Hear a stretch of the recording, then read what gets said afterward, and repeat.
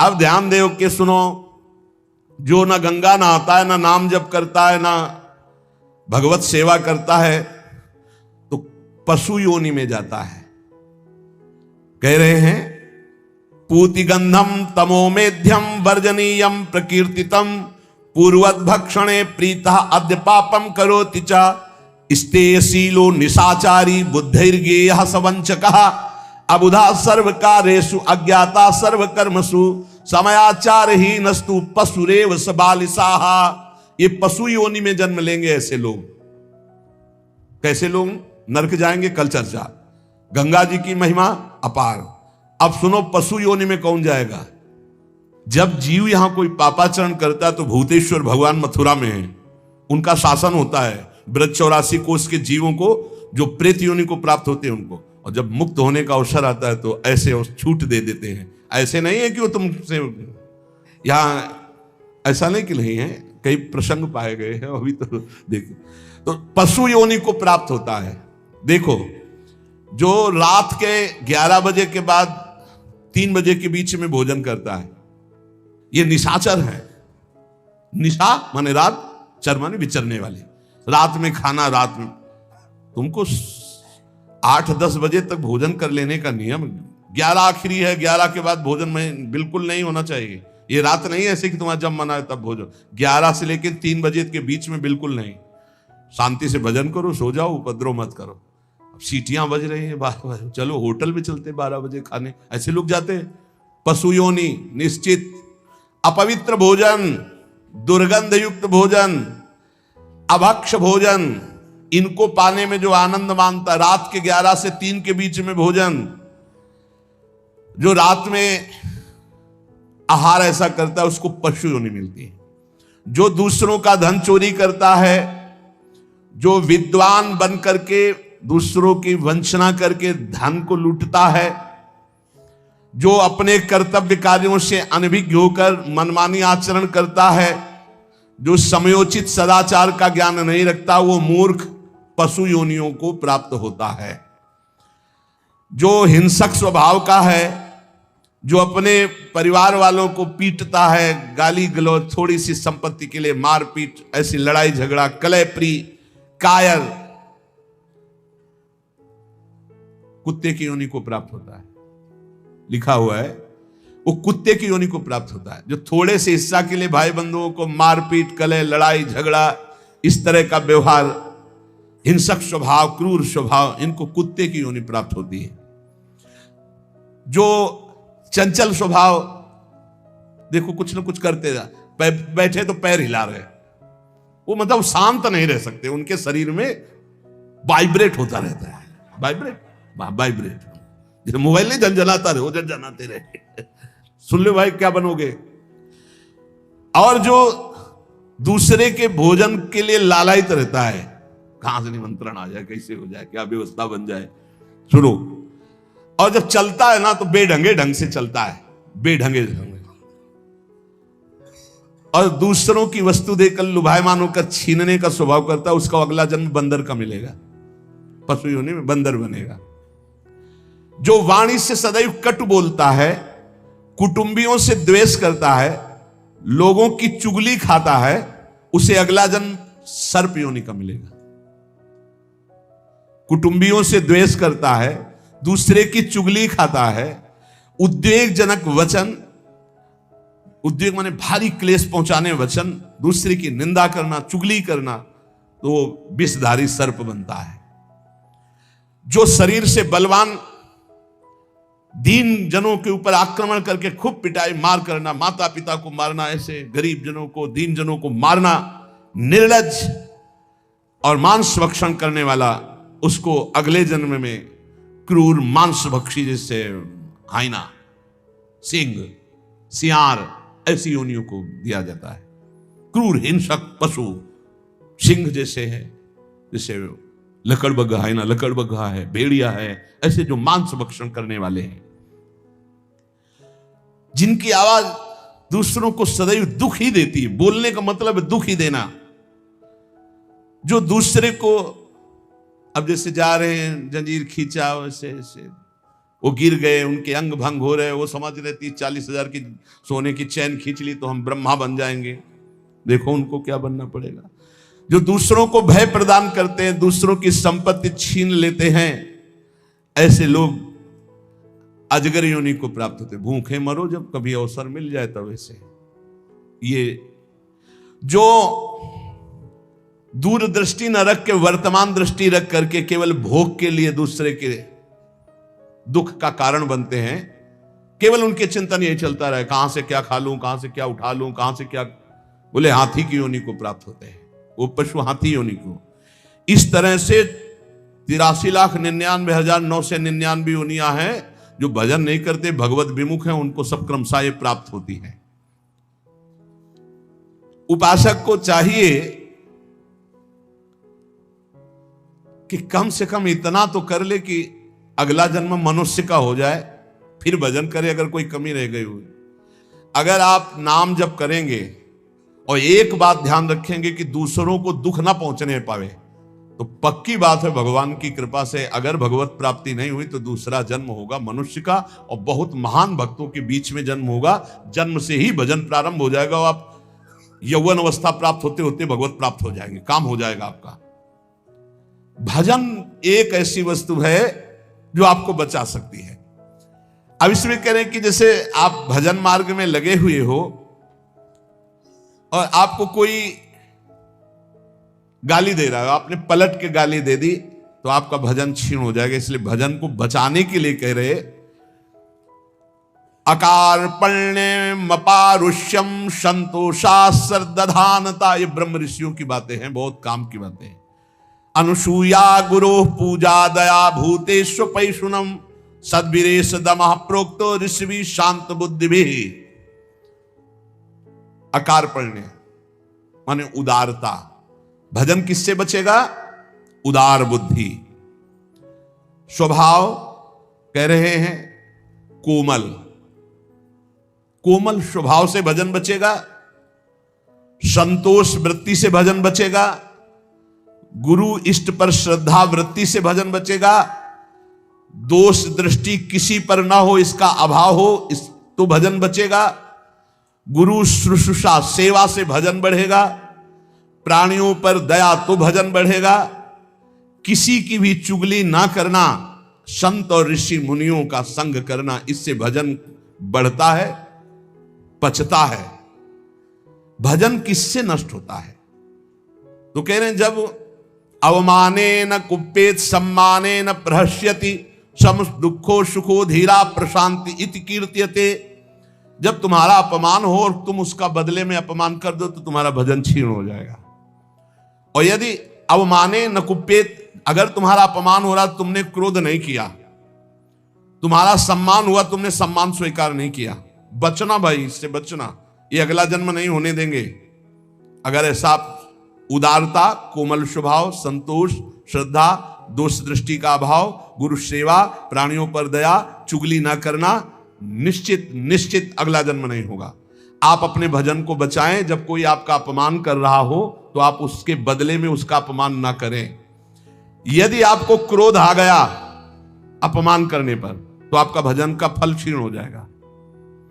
यदि सम्मान हुआ, आप आनंदित हो गए कि हमारा बड़ा सम्मान हो, तो आपका भजन क्षीण हो जाएगा। इसीलिए श्रीपाद भी कह रहे हैं सम्मानम कल्याति घोर गर्लम नीचापमानम सुधा श्री राधा मुरली धरो भज सके वृंदावन मात्यज। जब कोई सम्मान करे तो उसे भारी विष के समान समझो। सम्मानम कल्याति घोर गर्लम, जैसे बढ़िया खीर मिल रही हो, कान में कोई आके कह दे विष पड़ा है तो आप नहीं खाओगे। ऐसे ये सम्मान प्रणाम नमस्कार वाहवाही ये तुम्हारे भजन के नाश करने के लिए है, ये विष है, इसे मत पीना, स्वीकार मत करो। विश्व नमन करे करने दो, तुम स्वीकार मत करो, तुम हर्षित मत हो। और जब अपमान हो तो उसका अपमान करने वाले का कभी अपमान न करना। धीर पुरुष, प्रशांत पुरुष अपने भजन को ऐसे बचा ले जाता है। जैसे कोई अपमान कर रहा है, बहुत बड़ा अमृत है, सच्ची मानिए।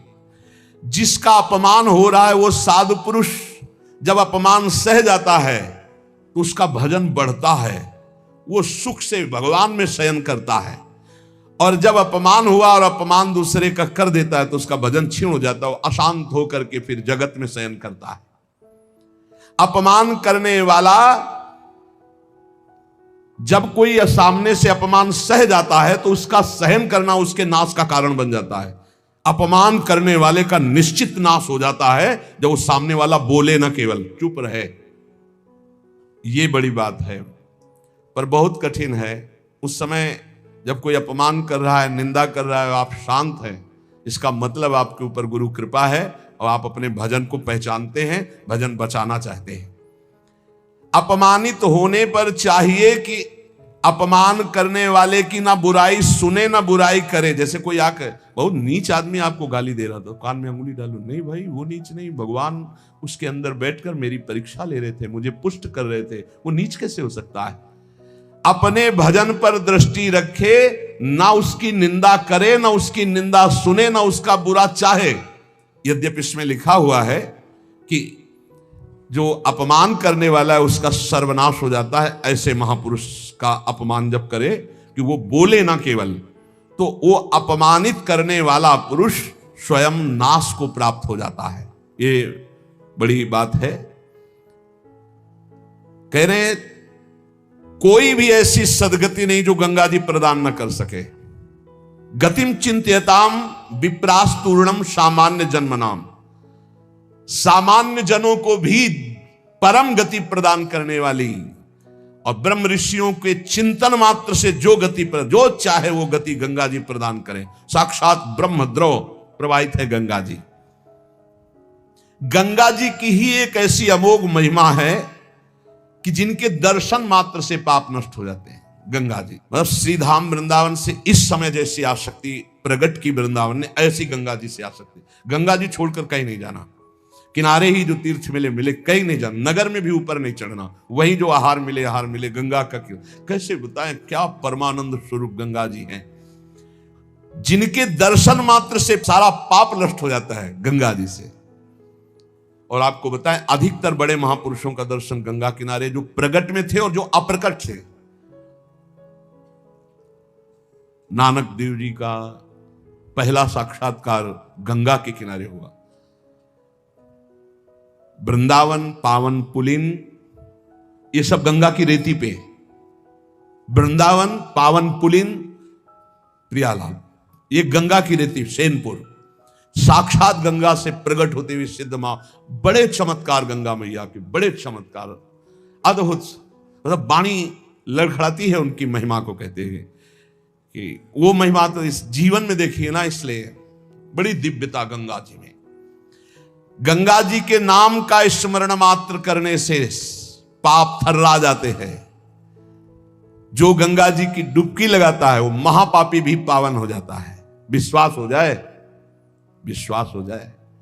गंगा जी में स्नान करके, आचमन करके, गंगा में ही जब पितरों का तर्पण किया जाता है तो पितरों को बहुत तृप्ति होती है और पितर मुक्त होने लगते हैं। जैसे अग्नि के संसर्ग से रुई भस्म हो जाती है, ऐसे ही गंगा जी के स्पर्श से शारीरिक, मानसिक, वाचिक तीनों प्रकार के पाप भस्म हो जाते हैं। गंगा गंगीत यो ब्रुयाद योजना नाम सतैरपि। जो 100 योजन दूर, 400 कोस दूर से गंगा गंगा गंगा बोले, मुच्यते सर्व पापेभ्यो विष्णुरुकम स गच्छति। वो शरीर निष्पाप हो जाएगा, वो वाणी निष्पाप हो जाएगी, उसका मन निष्पाप हो जाएगा और वो भगवत धाम का अधिकारी हो जाएगा। जो 400 कोस दूर से भी गंगा गंगा गंगा, सब गोरा ही गोरा है। गंगा जी गोरी, महादेव जी गोरे, तो फिर उन्होंने उठा के फेंक दिया ऐसी गोरे प्रेम रसासों में। कभी सोचा नहीं था कि कभी वृंदावन, कभी सोच में ही नहीं था वृंदावन। बड़ी अनन्यता थी, इतनी निर्भयता थी। अब गंगा किनारे तो गांव में लोग ऐसे ही लाश प्रवाहित करते हैं ना, कुत्ते वहां के बहुत प्रवीण होते, बीच धारा से घसीट के लाश ला के ऐसे, और वहीं किनारे हम भी पड़े हुए हैं, वहीं वो चीत रहे, कोई फर्क नहीं पड़ता, एकदम निर्भयता। भगवान शिव की अनन्यता। गंगा जी को जब देखते हैं तो एक तो धारा में प्रवाहित होती है, भगवान शिव के जटा में भारी तन्मयता। गंगा जी की विशुद्ध कृपा, अपार शक्ति।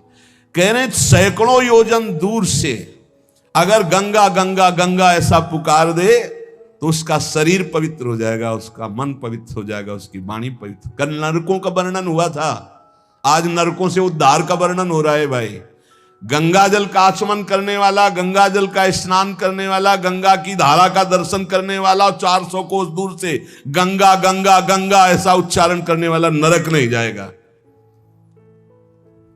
कल जब नरकों का वर्णन हुआ था तो कई लोगों के बातें आई थी कि हमारे 38 के 38 हमारे में लक्षण है, अब क्या होगा। कोई कहता हमें 5 हैं, कोई कहता हमें 2 हैं, इसका मतलब नरक जाना पक्का है। तो आज उसकी काट सुन लो। नाम संकीर्तनम यस्य सर्व पाप प्रणाशनम। करना मत अवलो नसानी अवना न सही हो, पहले नियम लो कि आज के बाद नहीं करेंगे। नाम कर संकीर्तन करो, प्रभु का चरणामृत पियो, कभी अवसर मिले तो गंगा जी के समीप जाके साष्टांग दंडवत करके डुबकी लगाओ, आनंद पूर्वक खड़े होकर कुछ देर नाम जप करो। नरक वरक नहीं मिलेगा, सब बढ़िया मंगल हो जाएगा, पर करना ही पड़ेगा। कह रहे जो गंगा जी में स्नान के लिए कभी नहीं गए, ना गंगा जी का नाम लिया, ना गंगा जी पे श्रद्धा करते हैं, ऐसे लोगों की जीवन में जो आचरण बनते हैं वो बड़े निरर्थक होते हैं और ऐसे लोगों की ही दुर्गति होती है। पर गंगा जी का एक बार का स्नान निष्पाप कर सकता है, पूर्ण विश्वास होना चाहिए। एक बार हरिद्वार में बहुत लोग गंगा स्नान कर रहे थे, पार्वती जी ने कहा कि देखो इन सबका उद्धार पक्का हो गया, क्योंकि हम देवी की महिमा को जानती है गंगा की। ये सब स्नान करके, पूर्णिमा का पर्व है, ये स्नान कर रहे हैं, पक्का निष्पाप हो गए। महादेव जी ने कहा नहीं नहीं नहीं। बोले क्यों प्रभु? बोले इनमें कोई गंगा स्नान कर रहा है, सब पानी में डुबकी लगा के आ रहे हैं, गंगा में थोड़ी लगा के। तो प्रभु आप भी एक आश्चर्य में बात करते, सब देखो ना कितने भाव से नहा नहा के आ रहे हैं। बोले अच्छा इनको विश्वास नहीं गंगा जी पे, इसलिए पानी पे डुबकी लगाते हैं, कोई एक होगा जिसे विश्वास होगा। देखो अभी हम परीक्षा करते हैं। रास्ते में बैठ गए तो फिसल के जैसे गिर गए हों ऐसे वृद्ध का रूप रख के गिरे हुए। अम्बा जी तो नवीन रूप धारण करके बोले जो निकले उससे जो हम कहें सो कहो। तो जो महादेव जी ने सिखाया तो कहते भैया ये हमारे पति देव गिर गए, थोड़ा हाथ सहयोग दीजिए, पकड़ के उठा दीजिए, अकेले उठ नहीं रहे, आप आइए। और जब कोई आने लगे तो कहना निष्पाप पुरुष ही हमारे पति को छू सकता है, अगर पापी छुआ तो भस्म हो जाएगा, बस इतना तुम्हें बोलना है, ठीक है। अब जो निकलते बोले भैया आप गंगा नहा के आ रहे हो? बोले हाँ। तो बोले आप तो निष्पाप हो ही गए, हो गए, हमारे पति फिसल के गिर गए, हमारे पति निष्पाप हैं, और जो निष्पाप पुरुष इनको निकाल सकता है, अगर कोई पापी छू लिया तो भस्म हो जाएगा, आप सहयोग करो। बोले गंगा तो नहा के आए पर पाप बहुत तो हुए, अगर कहीं पाप नष्ट ना हुए हो तो भस्म ही हो जाएंगे। नहीं, कोई नहीं, किसी की हिम्मत नहीं पड़ी कि महादेव जी को निकलवा दें, क्योंकि जहां ये कहती कि अगर पापी पाप तो हुए हैं यार, अब पता नहीं गंगा नहाने में नष्ट हुए कि नहीं नष्ट हुए, बेकार को भस्म हो जाए इससे। उनमें एक आदमी सरल भाव से गंगा गंगा गंगा माँ गंगे स्नान किया और बोले भैया हमारे पति को निकलवा। बोले अच्छा भैया, लुटा रखा। बोले भैया एक बात सुन लो, हमारे पति निष्पाप हैं, अगर पापी पुरुष छुएगा तो भस्म हो जाएगा। तो बोले भैया आपको विश्वास नहीं, गंगा मैया में स्नान करके आ रहा हूं, अब भी पापी हूं। और तत्काल भगवान बाहर निकाल किसी को। जब वो चला गया तो भगवान शिव ने कहा ये केवल गंगा स्नान करके आया, इसकी अर्थात भाव विद्यते देवा ना पाषाणे ना मूर्ते। यदि हम भगवान के नाम, भगवान के धाम, भगवान के इन पावन तीर्थों पर दृढ़ विश्वास करते तो बहुत जल्दी लाभ प्राप्त होता है।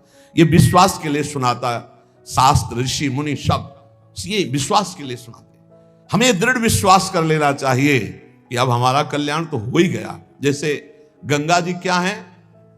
भगवान श्री कृष्ण का चरणामृत है। गांगम वारी मनोहारी मुरारी चरणच्युतम त्रिपुरार शिरश्चार, जिसे भगवान शिव मस्तक पर धारण किए। अपने लोग रोज चरणामृत पीते हैं, किनका? प्रिया प्रीतम का। अब और गंगा की जरूरत पड़ेगी? जहां से गंगा प्रकट हुई उनके सर्वांग स्नान का जल यमुना जी, जब यमुना जी गंगा जी से मिली तो गंगा जी ऐसे होकर प्रणाम मुद्रा में मिली यमुना जी से। यमुना जी ने कहा तुम्हारा हो भाग्य कि तुम जगत पावन करने वाली गंगा हो, तो उनका तुम्हारे सामने मेरी कोई सामर्थ्य नहीं, क्योंकि तुम में प्रभु पूर्ण अवगाहन करते। हम तो प्रभु के चरण धोवन मात्र हैं, आपके ऊपर तो पूर्ण प्रभु की कृपा है। ब्रजेंद्र सुनु राधिका हृदय प्रपूर्य माणयो महारसाब्द पूरयो रिवाति वेगता रसैक सीम राधिका पदाब्ज भक्ति साधिका तदंग राग पिंजर प्रवाह। श्री लाडली लाल का अंग राग लेकर प्रवाह करती है। ये अपने कल्याण की अब कोई चिंता रह गई? रोज जो चरणामृत पान करता है, काल मृत्यु हरणम सर्व व्याधि विनाशनम श्री कृष्ण पादोदकम पीत्वा पुनर्जन्म न विद्यते, बस विश्वास हो। रजराली लगाते हैं, राधा राधा बोलते हैं, अब कोई जरूरत कल्याण की। दृढ़ निष्ठा रखो। पर हम कितनों को रोते देखते हैं इस बात के लिए कि हमारा कल्याण हो जाएगा, हमारा अगला जन्म नहीं होगा। उनको चाहिए कि तुम लिखा पढ़ी करके दे दो। अरे विश्वास मानो यार, विश्वास मानो। कल्याण स्वरूप आप हो चुके हैं, धाम में बैठे हैं, पर आपको विश्वास है नहीं। हित दूध जो विश्वास है तब वही सुधरे बात, ना तरु माया पंथ में फिरे जो टक्कर खात। ये विश्वास करो, एक एक बात कल्याण करने वाली है। भगवती गंगा जी 400 कोस दूर से गंगा गंगा बोले तो भगवान के धाम भेज देती निष्पाप करके। ऐसी महामहिमा श्री गंगा जी के स्मरण में, अवगाहन में, आचमन में, स्नान करने में है।